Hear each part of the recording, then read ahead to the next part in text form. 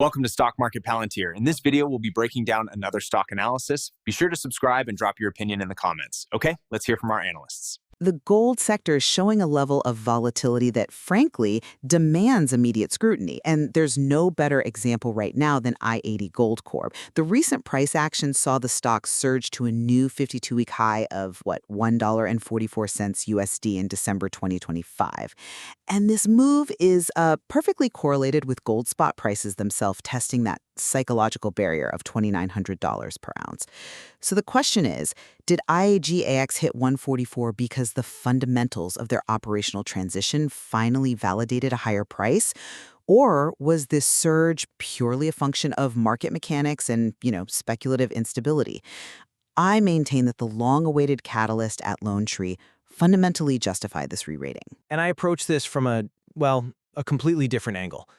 While I'll acknowledge the inherent quality of the assets, the sheer velocity and the magnitude of that recent price spike, it just can't be explained by fundamentals alone.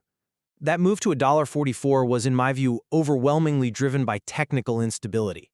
Specifically, the complex unwinding of structural shorting positions coupled with the systemic risks that are still associated with their immense capital expenditure requirements and the resulting financing uncertainty. Look, the shift we are observing is rational and it's fundamental. For years, IAUX was priced with an uncertainty discount because they were a developer relying on third-party tool milling. That's a scenario that capped their profitability, made them subservient to external schedules, and left them vulnerable to fluctuating fees. This existential risk was definitively removed by the Lone Tree autoclave refurbishment study, which was released just days ago. That study gave the market concrete de-risked numbers, a fixed capital expenditure of $430 million, and critically, a projected payback period of just 12 to 24 months. I'm sorry, but I just don't buy that the $430 million number in isolation fundamentally justifies the move. It confirms the plan, sure, but not the solvency. But you're missing the profound impact of what that plan enables. This transition to an owner-operator model at Lone Tree is projected to increase margins by an astronomical $1,000 to $1,500 per ounce. I mean, this is not a marginal improvement. This fundamentally changes the company's entire economic profile. And when you look at the Q3 2025 results, $32 million in revenue and swinging to $3.1 million in gross profit, that establishes a fundamental floor. The company has moved beyond going concern risk. We have achieved viability, and now we have to find profitability. The market is pricing in the margin capture. That's a compelling argument, but let me give you a different perspective on the price action. You're focusing on the potential for value, whereas I see the mechanism of the price surge.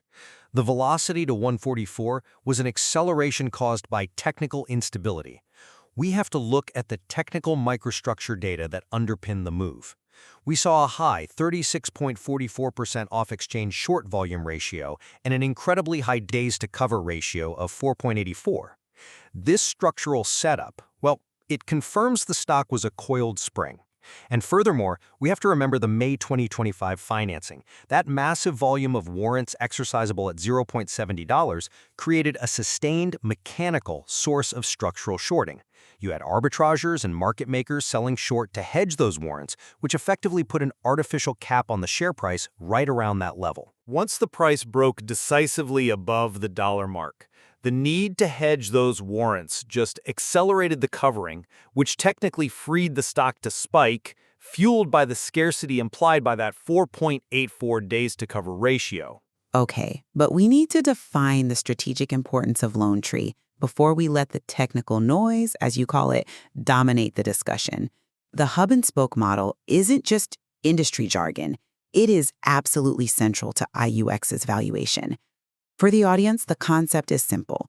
Lone Tree is the central hub, the centralized processing plant, specifically the autoclave, which is capable of processing refractory ore. And the spokes are the company's high-grade deposits like Granite Creek and McCoy Cove. These deposits contain complex refractory ore that simply can't be processed economically without that autoclave. So by defining a plan to bring 2,268 tons per day of refractory ore processing capacity online at Lone Tree They are securing the entire margin capture for those spokes. Moving away from third-party toll milling to controlling their own destiny justifies the re-rating because they are moving from a highly inefficient structure to a vertically integrated one. That operational certainty is tangible, and it's permanent. I absolutely concede the operational necessity and the long-term value of the hub-and-spoke model. But operational certainty does not equate to financial certainty. The $430 million CAPEX is a defined plan, sure. But what about the funding reality? Despite the $173 million they raised back in May 2025, the company only had, $133.7 million cash mid-year? This leaves a massive funding gap of approximately $300 million that must be secured. You focus on the 12 to 24-month payback period, suggesting it makes financing easy. But that payback only starts after the construction and ramp-up are complete. That's years away.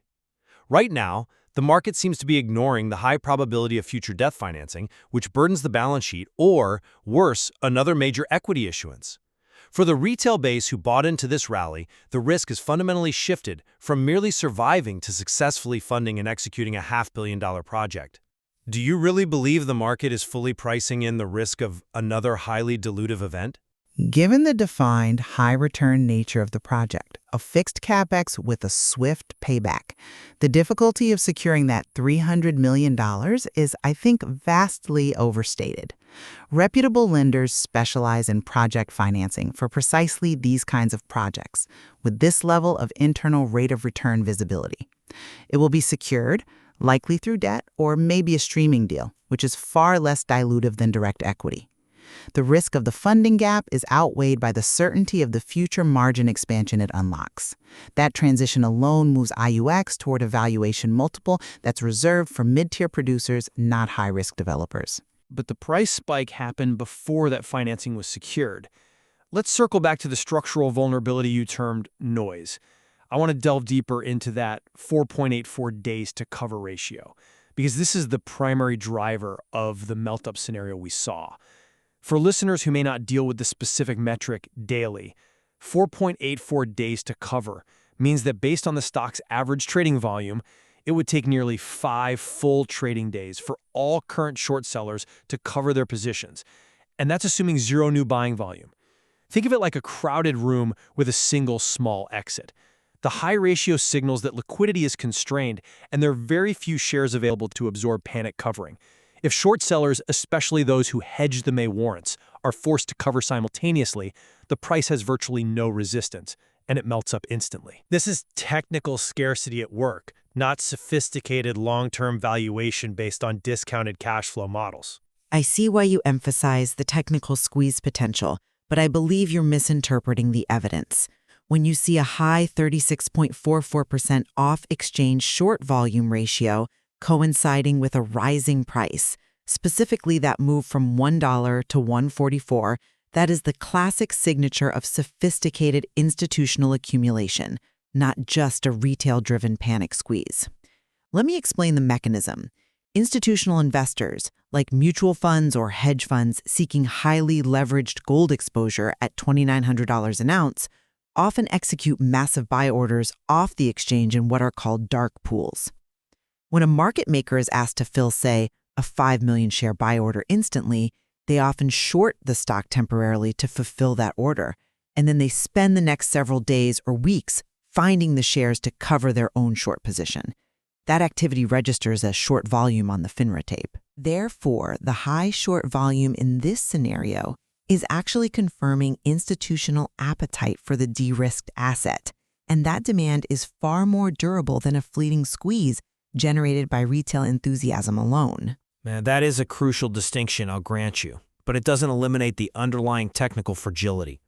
Even if institutional accumulation is occurring, it's being layered onto a structure that remains inherently volatile because of the May 2025 capital structure. Those warrants, even if partially covered, fundamentally reset the expectation of dilution. And even the retail base, which provided crucial momentum for the move past $1%, demonstrated a rational response to the macro environment. They view IAU as a high-leverage proxy for gold, focusing on the massive resource leverage, meaning a $100 increase in the gold price adds hundreds of millions of dollars to the resource value across their Nevada projects. The Q3 results validated that deep value pivot.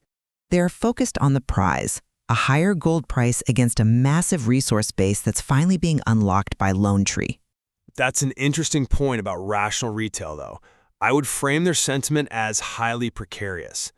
Retail momentum is built on what I call grudging respect. They love the asset, they love the leverage to $2,900 gold, but they maintain a profound trust deficit because of the financial history. We can't just gloss over the massive 345 million unit dilution event that took place in May 2025. That was a life-saving, yes, but brutal maneuver that fundamentally reset the baseline for every single existing shareholder. This history of dilution directly impacts the per-share valuation because the share structure remains incredibly heavy at approximately 826 million shares outstanding. The fact that the company has such a wide share base means the belief that a future corporate action, specifically a strategic consolidation or reverse split, is a distinct possibility that hangs over the stock like a constant threat. This action, where they, cram the shares together, is often terrifying to the retail base whose continued buying is necessary to sustain the current valuation. Until that funding gap is closed without further equity dilution, the retail foundation is built on sand. The threat of a reverse split only becomes relevant if the company fails to execute or if the commodity price collapses. But right now, we are in a $2,900 gold environment with a defined de-risked path to massive margin expansion of over $1,000 per ounce. That margin expansion fundamentally justifies a re-rating well beyond 144, making the potential benefits far outweigh the risk of future corporate maneuvers. The institutional buying signature suggests sophisticated investors agree. The Lone Tree catalyst has successfully turned the ship around, moving IAUX from a speculative explorer to a high-potential producer. I maintain skepticism regarding the durability of the $1.44 price until the financial execution matches the operational plan. The surge to $1.44 reflects a temporary, powerful convergence of favorable market mechanics. The mechanical absorption of that massive warrant overhang, the technical scarcity implied by the high days-to-cover ratio, and liquidity provision by market makers, all layered on top of the psychological boost from $2,900 gold. The critical questions, the roughly $300 million funding gap, and the inherent volatility from structural shorting pressures mean that execution risk and technical pressures remain the dominant forces dictating the stock's direction for the immediate future. My summary stands. The price surge is fundamentally sound because IAUX has secured its turnaround phase. They're generating gross profit and have validated their strategic hub asset, the Lone Tree Autoclave. The market is rationally pricing in the vast potential margin expansion available once the $430 million refurbishment is complete, placing the company squarely on a path toward a higher net asset value multiple, characteristic of successful mid-tier gold producers. We've highlighted two vastly different ways of assessing value in modern markets. On one side, you have the tangible engineering reports and the verifiable profit potential inherent in margin capture. And on the other, we see the instantaneous, powerful, and often overwhelming forces of technical structure and liquidity dynamics. Ultimately, the IAUX case study is remarkable, precisely because it highlights this powerful interplay between verifiable, defined engineering studies and the invisible structural forces of modern market microstructure. Both absolutely have to be accounted for to fully understand the current complex valuation of this asset. If you enjoyed this video and want to watch more analysis like this, don't forget to subscribe to the Stock Market Palantir channel. Thanks for watching, and see you in the next video.